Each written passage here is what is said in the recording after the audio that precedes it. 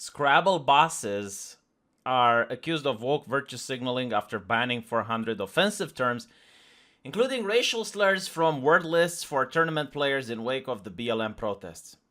Oh, so this is what the BLM protests were about. Now, I thought, okay, but apparently I was wrong.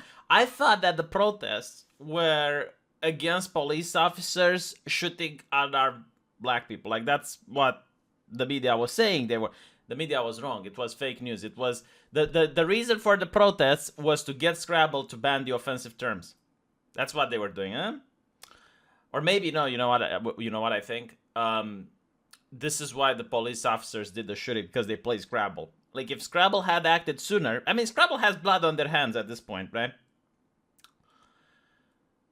The idea that words normalize racism is incredibly dumb. What this does is normalize censorship. It creates the impression that certain words are so vile that we need big corporations to censor these words so we can't hear them, which means that if it's okay to censor words, then it's okay to censor ideas.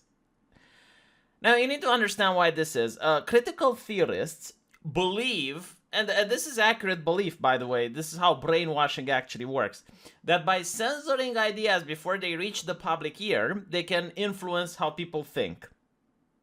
So, for example, in the Soviet Union, people didn't know that in the United States you can have more than one television channel and there's electricity 24/7. And as such, people not having this information couldn't articulate that the United States was a better place to live than in the Soviet Union, right? Like, controlling the information that reaches the people's ear means that the people cannot make accurate conclusions, so you can dominate them, right? This is what a critical theorist thinks, that by censoring specific information, they can control what people think. So why is it relevant? Like, why am I talking about critical theorists? It's like, well, because critical theorists exist in every major company. They're usually called diversity officers. Diversity officers don't have a job to increase diversity. Diversity officers have a job in order to promote critical theory and make it a better environment for the critical theorists, as well as to enrich themselves. I think they're making around $250,000 a year on average. Chief diversity officer, look it up on Google. So by banning the words, right, they legitimize banning other ideas and other thoughts. And of course, you know, they usually go for the things that most people agree with. It's like, hey, you don't want to say the N-word now, do you? Okay, so now that we banned the N-word, why not ban the other 100 words? You know, like other 300 words. Like, why not just take another step? Because they start first with a thing that no one disagrees. And if you disagree, you're a racist, obviously. Now, the way this usually works is that I pretty much imagine it's like the critical theorist, the diversity officer, going up the stairs. It doesn't have to travel that much, by the way, because it's usually like at the top floor. You know, the people that are doing the actual work at a company, they're usually in the basement. No, seriously, like, look at any IT company. The actual programmers are in the basement. And then you have like the hierarchy. You get like the marketing team, you know, the sales people, and on top of them, like the legal, and on top of the legal, you get the diversity officer, and then it's like the CEO. Then it's like, it doesn't have that much to work. And it's like, the diversity officer goes to the CEO and is like, Martha, wouldn't it be great if we took up virtue signaling and banned some words? It would make your company look progressive. In other words, the company doesn't have to change anything. Like, the same company that existed yesterday exists today. The only thing is that now they decide, oh yeah, we're going to ban 400 words. That's it. You know, no, like, they don't even have to donate money to people. Back in the past, companies, it's like, okay, they care about black people. Well, let's donate some money to the black community. Let's, you know, donate some money to the homeless or something. Right? Let's try to give some jobs to some people that are hearing impaired, in order to show how much we care about the hearing impaired. Like, they used to have to, now they don't. Now it's like, oh, ban the fucking word, who cares? You know, that's how they view it, and that's what they do. This is why they like this ideology. This is why corporations like the wokeism. Doesn't cost them money, doesn't make them lose any power, doesn't do anything. It's just like free activism. So that's what it is, you know? And people are tired of this shit, because now they see right through it.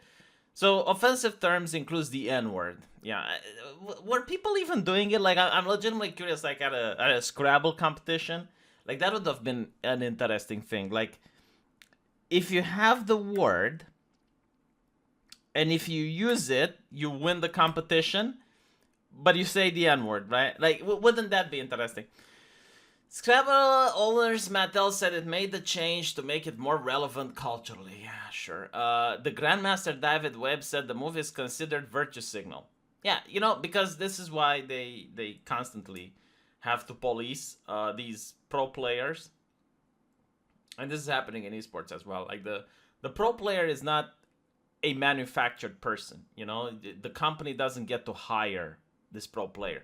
The pro player is a pro player because he's good at the game. And what the company does is that they're afraid of these people because they get massive audience and they can't control them.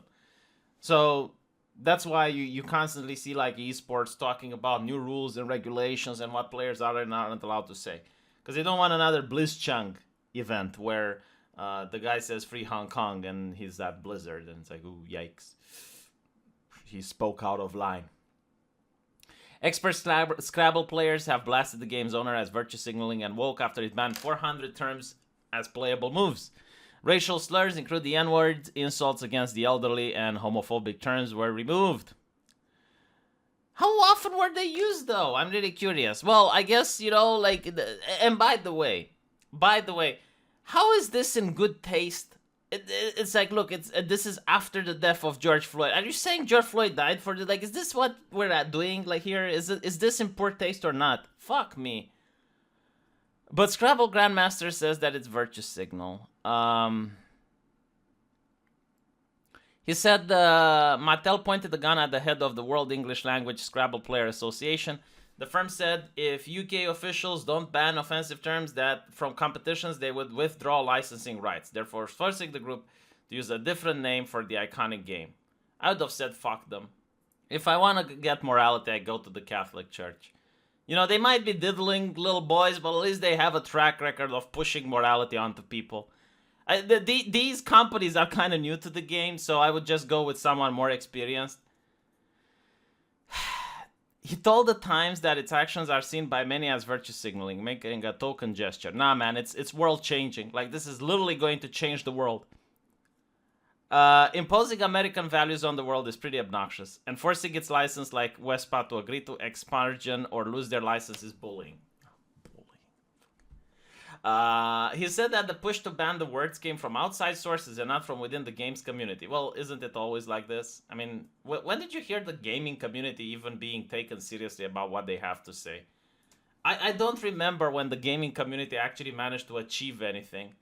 These Westpac notable members have quit to demonstrate against the move, claiming that the words is only insulting if it is used in a derogatory way against someone else. No, man, like, the words have magical power. They have magical meaning now. If you put it, it's like a Ouija board that you're revoking the evil spirit of racismus.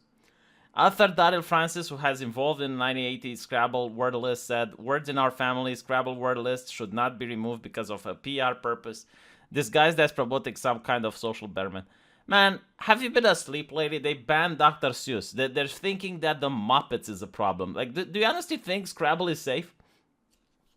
Mathis has not released an official list of what words are banned, but countless terms are no longer acceptable on Scrabble's online dictionary. Isn't that fascinating? Not only do they ban the words, but they don't want to tell you which words they're banned.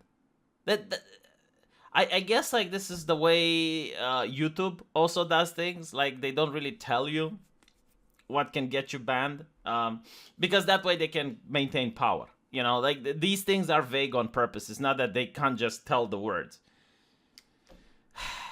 Traditionally, the meaning of words in Scrabble does not matter. Instead, the focus is on whether the word is correct.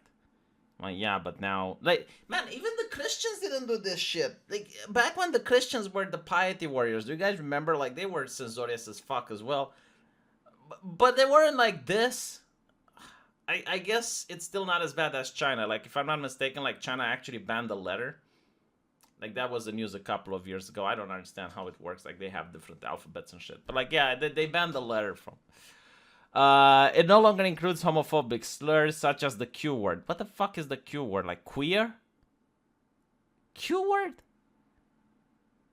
This is another thing that really pisses me off about the British language. Fucking okay, please explain to me. Okay, like the word fuck, because I can still use it. All right, we live in a time where the word fuck is not as bad as other words. 10 years ago, if you said this word, oh my fucking god. Okay, so the word fuck, perfect. If you say the F word, like people used to do in the past, in order to buy. When you hear the F word, don't you say the word fuck in your mind? Because like you're thinking about it and the person hearing it thinks about it. But for some reason it's fine because you said the F word rather than to say fuck. How is it different than the N word?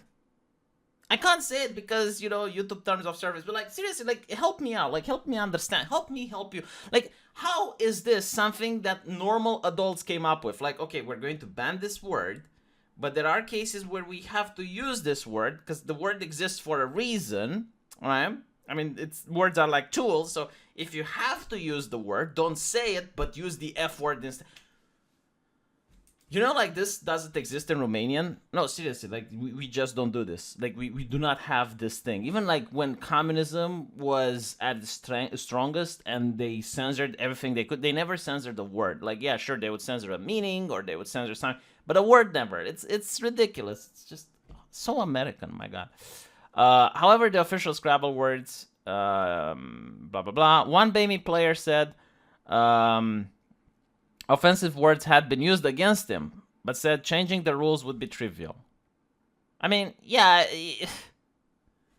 if someone wanted to say the words against him just by banning the words doesn't mean that they change their feelings about it. And it also means, like, did they say the offensive words to upset him? Because that's a valid strategy. I know a lot of people don't like it, but like here, every single game uses mind games as a valid strategy. So yeah, if your opponent is weak and you know, look, you can say that thing about his mother and he's going to freak out and he's not going to be at his A game, why not? Why not? Mr. Sosha said that he wanted to focus on education rather than censoring. Oh yeah. Go play Scrabble and get a 5-hour lecture about why racismus is wrong. Exactly what I'm there for. Because I don't have a mother, you know. I don't have teacher. I need the company. I need Scrabble to educate me. Mr. Sosha added that he wanted to focus on education. Others thought... Others, though, have backed the idea, stressing the importance of remembering that words are used to oppress people over the needs to score points. Oh, yes, like back in the day when America had slavery and the slaves were on plantation, they were like, if only the overseers wouldn't use the words against us. I mean, the whip is fine, but like the words, oh. Why do people believe this garbage? Oh, my God. And again, like, just because I understand how their ideology works doesn't mean it doesn't. Yes, like banning how people speak, you can brainwash them in order to do anything you want. But the arguments they give to the public and the public laps it up is what shocks me. It's like, yeah, because of BLM we're banning words from Scrabble. Yeah, sure, this is going to change society. The debate comes after anti-racism protests of the BLM. Mr. Floyd died after Minneapolis police officer. Yeah, is this why it happened, right? So that, fuck, you know, I guess the officer plays Scrabble with his family. Now the only reason they're doing it, again, the company is being trolled by the critical theorist, and they're doing it for different reasons. The company does it because they think it's going to be profitable, and they think it's going to get people to buy their product. Free advertising, basically. And the critical theorist does it because they want to normalize censorship, right? Like when they say words normalize racism, so we need to ban the words, what they're actually saying is we need to normalize censorship, so we're going to get people used to words just not existing anymore. A country of mute people can still be racist. Do you understand this? Like, just because people can't speak and articulate doesn't mean that they can't still be racist, you dumb fucks. Let me know what you guys think. And I'll see you guys in the comment section. Take care.